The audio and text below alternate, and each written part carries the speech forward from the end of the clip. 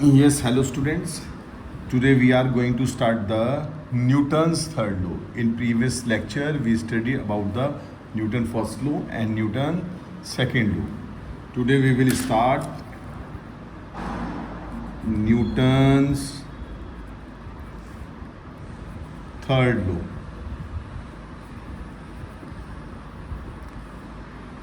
of motion. Newton's third law of motion. ठीक है बेटा?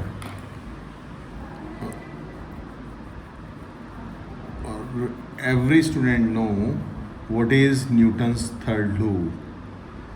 तो to every action there is equal and opposite reaction. सबको पता है ये, क्या बेटा? To every action there is equal and opposite reaction. ठीक. अब न्यूटन्स थर्ड लॉ के बारे में, यानी कि अगर मैं कहूँ कि ये दो बॉडीज़ हैं यहाँ पर, एक बॉडी ए है और दूसरी बॉडी बी है और एक दूसरे पर फोर्स लगा रहे हैं, तो according to that is F A B. अगर मैं फोर्स ऐसे लिखूँगा इसका मतलब है बी ने ए पे फोर्स लगाया, जो पीछे है वो आगे वाले पे फोर्स लगा रहा है, तो force on A by B is equal to force on B by A, but in opposite direction. Equal and opposite negative sign indicate the opposite direction. तो दिस इज एक्शन और दिस इज रिएक्शन. ठीक है ना बेटा? तो this is action और this is reaction. अब important point देखते हैं इसके बारे में. तो द टू फोर्सेस, क्योंकि दो फोर्सेस हैं, एक एक्शन है एक रिएक्शन है. The two forces of action and reaction are always equal. ये भी याद रखनी है बेटा, है ना? हमेशा कैसे होते हैं? हमेशा इक्वल होते हैं. आगे चलेंगे फिर देखेंगे इम्पोर्टेंट बात किसमें. इन मैग्नीट्यूड, यहाँ पर मैं लिख देता हूँ इन मैग्नीट्यूड. मैग्नीट्यूड में इक्वल होते हैं. अगर सपोज एग्जांपल एक फोर्स 12 न्यूटन का है तो दूसरा भी 12 न्यूटन का होगा, लेकिन minus sign in opposite direction. ऐसा नहीं है कि एक फोर्स 12 का है और एक 11 का है, नहीं. दूसरी इम्पोर्टेंट चीज़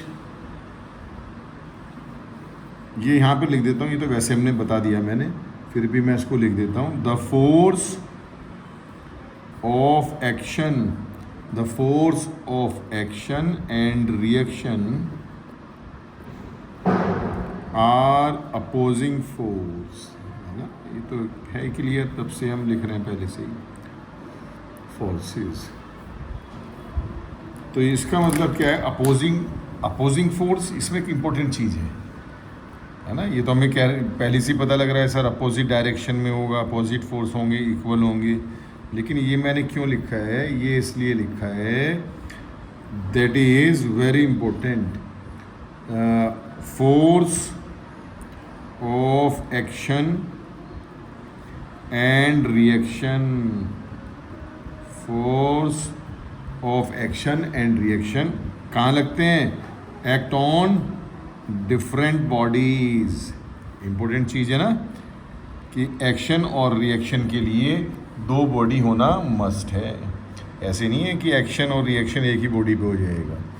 तो एक्शन और रिएक्शन जो है एक्ट ऑन डिफरेंट बॉडीज़. तो एक्शन रिएक्शन के लिए कितनी बॉडी होनी चाहिए? दो बॉडी होनी चाहिए. ठीक है. अब देखते हैं सम कुछ एग्जाम्पल देख लेते हैं इसके. सम examples of Newton's third law ऐसे होते हैं. नंबर फर्स्ट, जनरल लाइफ के हम एग्जाम्पल देखते हैं. वॉकिंग देख लें सबसे पहले. तो यही है बेटा, वॉकिंग तो सबसे इम्पोर्टेंट है. क्यों भाई? ऐसे मैं थोड़ा सा लिख दूँ, दो लाइन लिख दूँ. when we walk on the ground, when we walk on the ground, then क्या करते हैं हमारे foot, then our foot pushes the ground, ground को पुश करेंगे, पुशेस द ग्राउंड, कहाँ पर करेंगे, बैकवर्ड करते हैं हमेशा, क्यों भाई, एंड इन रिटर्न, क्योंकि एक्शन तो हमने कर दिया, दिस इज द एक्शन, तो ये क्या है, ये एक्शन है, ये वाला जो हमने पुश किया, एंड इन रिटर्न, ऐसे लिख देता हूं मैं, इन रिटर्न क्या होगा, द ग्राउंड, अब ग्राउंड की बारी है, the ground pushes our foot forwards, और ये क्या होगा, ये दिस इज द रिएक्शन, ये मैंने एक्शन लिखा था और ये रिएक्शन हो गया, है ना, तभी हम चल पाएंगे, ठीक है ना। चलिए, और foot with the same force, ये भी ज़रूरी है बेटा यहाँ पर, विद द सेम फोर्स, ये भी इम्पोर्टेंट पॉइंट है, ठीक है ना। मैंने पहले ही कहा था कि एक्शन और reaction must be equal in magnitude, magnitude means mathematically number, है ना, ये बताया था मैंने क्लास में। तो नंबर सेकंड देखते हैं, नंबर सेकंड देख लेते हैं, ये भी सब समझते होंगे, रिकॉइलिंग ऑफ गन, क्यों बेटा, अब गन भी काफ़ी बच्चों ने चला रखी होगी, रिकॉइलिंग ऑफ गन कभी ना कभी घर में, है ना, किसी फंक्शन में, तो क्या करते हैं, जब हम गन चलाते हैं, मान लो ये गन है ऐसे, तो क्या होता है, रिकॉइल, ये कि झटका देगी पीछे ऐसे करके, है ना, रिकॉइलिंग ऑफ गन, जैसे बुलेट इससे बाहर जाएगी एक्शन, और ये पीछे की रिकॉइल करेगी, है ना, झटका देगी गन, तो this is known as the recoiling of gun.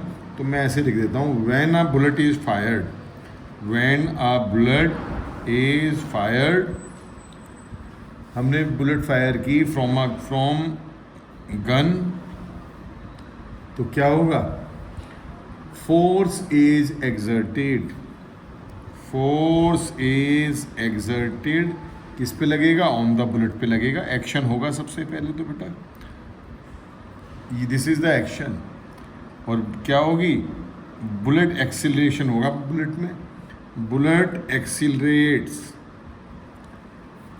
In forward direction, आगे चली जाएगी, इन फॉरवर्ड डायरेक्शन, ये तो हो गया action, this is known as the action, ये तो हमारा एक्शन हो गया, है ना। अब क्या होगा, अब ये एक्शन यहाँ लिख देता हूँ मैं, एक्शन, वैसे तो सबको पता है, बच्चे काफ़ी स्मार्ट हैं हमारे बच्चे, है ना, ये हो गया ये यहाँ पर, तो according to Newton's third law, यहाँ पर लिख देता हूँ बेटा, according to Newton's third law, अब थर्ड लॉ लगाएंगे यहाँ पर, Newton's third law, an equal and opposite force, an equal and opposite force is exerted, force is exerted, ये लगेगा, is exerted on the gun, ये क्या हुआ बेटा, on the gun, this is known as, कहाँ गया पेन, ये हो गया रिएक्शन, that is रिएक्शन। फिर और आगे चलते हैं, देखो ये भी इम्पोर्टेंट है, मोशन किसका, मोशन ऑफ रॉकेट्स, रॉकेट भी इसी पे बेस्ड है, एंड जेट प्लेन, और सबसे इम्पोर्टेंट तो देखो, एक बलून लो, बलून में हवा भर दो और उसको पीछे से बांधो मत, मान लिया ये हमने बलून ले लिया, ये यहाँ से हमने बलून लिया ऐसे, इसको बांधो मत, छोड़ दो, देखो, है ना, फिर क्या होगा, ये आगे एक्शन होगा और पीछे से हवा निकलेगी रिएक्शन, और ये बलून आगे आगे भागेगा, करके देखना ज़रा, इसको हवा भरना और पीछे से ऐसे पकड़ के बांधना मत, छोड़ देना। देखो कितनी तेज़ी से दौड़ेगा, एक्शन और रिएक्शन, है ना। तो motion of rocket and jet plane, ये भी सही है, बस ऐसा लिख देता हूँ, द वर्किंग। और रॉकेट में क्या है, रॉकेट में यही है, ये जितनी भी गैस निकलेंगी, ये वेस्टेज जिसे हम कहते हैं, ये क्या है, ये एक्शन और रिएक्शन है। जितनी ज़्यादा ये इसी की वजह से ये आगे एक्शन हो रहा है ना। तो इसका मतलब बेटा, the working of a rocket is also based on Newton's third law. Newton's third law क्या होता है कि एक rocket contains a combustion chamber having a hole at its bottom. ऐसे यहाँ पर चैम्बर समझ लो, अगर मैं बनाऊँ बेटा, मेरी ड्राइंग तो इतनी अच्छी नहीं है, लेकिन ऐसे करके यहाँ पर ऐसे होते हैं, यहाँ पर भी और यहाँ पर भी, इसमें से भी ऐसी कंबशन है और ये भी, इसमें से भी वेस्ट गैसेस निकलेंगे ऐसे, इस तरह से बस, ठीक है ना। बस समझ गए, मैं आगे लिखवा रहा हूँ बेटा। अब और कौन सा ऐसा एग्जाम्पल है, स्विमिंग भी देख लो, नंबर 4, स्विमिंग भी यही है। स्विमिंग में क्या है, when a swimmer swims he pushes, when a swimmer swim, ये तो क्या होता है, ही पुश करता है, ही पुशेस द वाटर बैकवर्ड, पीछे की तरफ करेगा, with his hand, with his hands and feet। तो this is the force of action, ये एक्शन हो गया। अब पानी की बारी आएगी, और according to Newton's third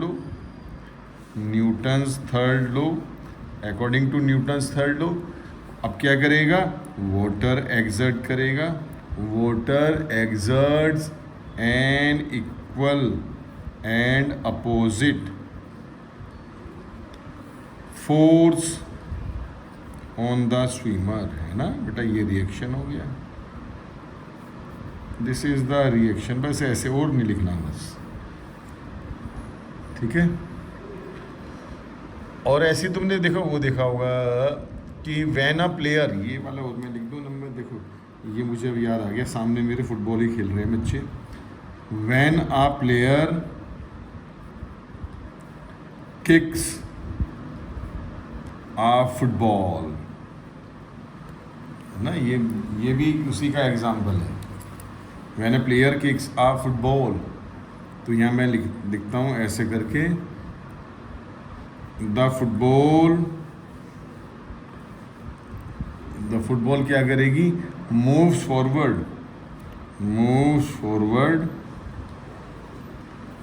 and the foot